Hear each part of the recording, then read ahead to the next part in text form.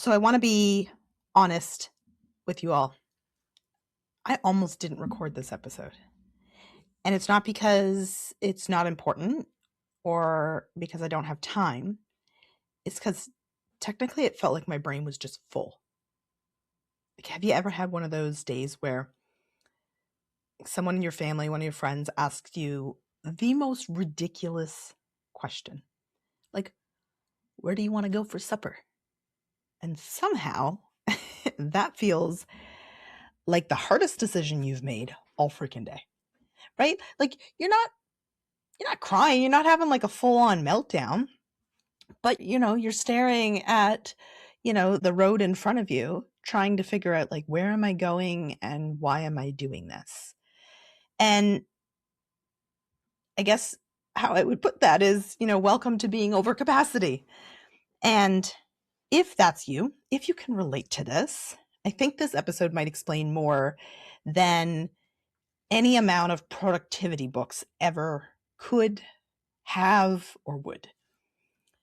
Welcome back to the Happy Stack. I am Terri-Ann Richards. I'm a speaker, a strategist, a coach, and someone who spent years believing that if I could just be more disciplined, I'd finally get everything done.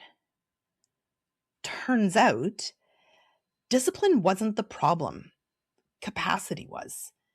And so today I want to introduce to you one idea that has completely changed how I show up, how I coach, how I train, how I help build organizations, and honestly, how I look at my own life. Because I don't think in this world we live in right here, right now, that we have a motivation crisis. I think we have a capacity crisis. And I think we keep asking the wrong questions, right? Like whenever someone isn't getting the results that they want, we ask questions like, what's wrong with them? Why aren't they motivated enough? Why are they always procrastinating? Or maybe you're saying it to yourself, like, why am I not just disciplined enough? Why don't they just try harder? And we do this to ourselves. We do this to employees. We do it to students. We do it to our kids. We do it to ourselves. But what if the better question is, what is this person's current capacity? What are they carrying? Because capacity changes everything. Imagine trying to carry groceries, right? One bag, easy, most of the time. 5 bags, still manageable. 10 bags, you're starting to drop the eggs, the milk, your keys, probably a little bit of your dignity. The problem isn't that you suddenly became weak. It's that you simply exceeded your carrying capacity. And the thing that we forget or that we were never taught or we're just not aware of is that your brain works exactly the same way. So most people think the brain works like a giant warehouse. It does not. It's more like a tiny kitchen counter. Only a handful of things fit on it at once. And research tells us our working memory can only actively process a limited number of pieces of information before performance drops dramatically. So every email, every Slack notification, every bing and ting on your phone, every decision, every interruption, every unfinished project, every worry, they're all taking up space on that little kitchen counter. And eventually, there's nowhere left to prepare dinner. So your brain, get a little sciencey for you, your brain burns glucose when it's making decisions. And so that's why, interesting enough, and there's like, you can Google this because there's a whole research project on it. That's why judges hand out harsher sentences late in the day. So I don't know if y'all get in trouble with the law, you want a morning appointment, okay? It's why there are some very successful CEOs that we can all envision right now will wear the same or similar clothes on a day-to-day basis. It's why Steve Jobs wore the same outfit every day. It's why Mark Zuckerberg did too. Not because they hate fashion, but because they wanted to save brain power for decisions that mattered. So people think stress just makes them more emotional or heightened. And it does, but it also doesn't. Stress literally changes what part of your brain is driving the bus. When cortisol stays elevated, the prefrontal cortex, the part responsible for planning, for focus, for emotional regulation, and making good decisions, starts losing its influence. Meanwhile, your survival system becomes louder. And that's why under stress, we forget words, we lose things, we walk into rooms wondering why we went there, we snap at people we love, we forget appointments, we start 10 tasks and finish none.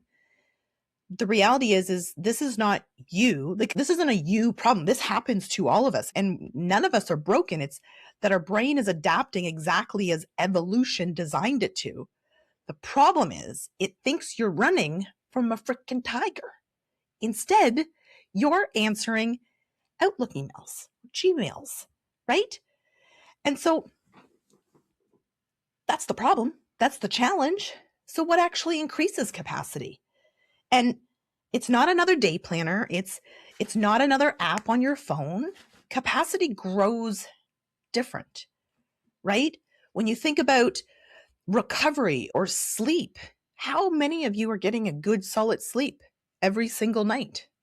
How many of you are moving your bodies, not because you want to be, fit and strong and athletic, but because you know that helps your body go into that rest state? That's how you know you actually allow yourself to be more sleepy at the end of the day. That's how you help to release all those ooey gooey wonderful hormones and chemicals that make you feel better. How many of you have good boundaries, good borders when it comes to the people and the things that you do? How many of you are good at single tasking versus multitasking? How many of you are good at saying no? How many of you are good at, when things start going, up shit's creek, you can regulate your emotions? How many of you are having fun and connecting with loved ones? How many of you feel safe in the environments that you're in? Right? Like, these things don't just make you happier, they literally increase available brain resources. And the struggle is most of us dismiss them. Like, we are literally living in a loneliness epidemic. People are so consumed by these things here that they forgot that there's real live people that you can connect with that love you, where you can just have good, solid belly laughs and deep conversations. We forgot that we actually are responsible for ourselves in the way we regulate our emotions, and that actually helps us increase those brain resources. So what do I want you to do with this? Because I'm giving you intel, I'm giving you information. I like action. Like, tomorrow, instead of writing another to-do list, write a capacity list. Like, ask yourself, what is draining me? What am I leaving unfinished that is draining me? What decisions have I been avoiding? Am I an ostrich with my head in the sand? What could I eliminate or delay? Right? Like, sometimes we're trying to get everything done right now. And, there's a saying, if everything's important, nothing's important. So what is on your list that maybe you could delay just down the road a bit, right? Or what could someone else own? I follow this process called DAD: delegate, automate, and delete. And, on a quarterly basis, I'm looking at what I have in my task list, my to-do list, all of my things on my whiteboards. If you could see around me, I have a bunch of whiteboards. What could I pass on to a virtual assistant or to somebody in the family or just somebody else? What could I automate? There's so many cool tools out there that help us automate things. And even for some of you who maybe aren't in the entrepreneurial realm or the business realm like myself, there's so many things that you could automate, right? Making more things more efficient and effective. And then what can you just delete, right? I want you to stop managing your time, and I want you to instead manage your capacity. The reality is that we are all constricted with the same amount of hours every single day, every single week, 24 hours a day, 168 hours in a week. And if today's episode resonated in any way, I just want you to remember one sentence. Your performance, your happiness, your ability to feel like you're flourishing is limited less by your potential and more by your current capacity. That changes how we lead. It changes how we parent, how we build organizations. And maybe if I win today, it'll change how we treat ourselves. It'll change how you treat yourselves. Next week, I want to dive into something that quietly steals capacity every single day, and that's decision fatigue.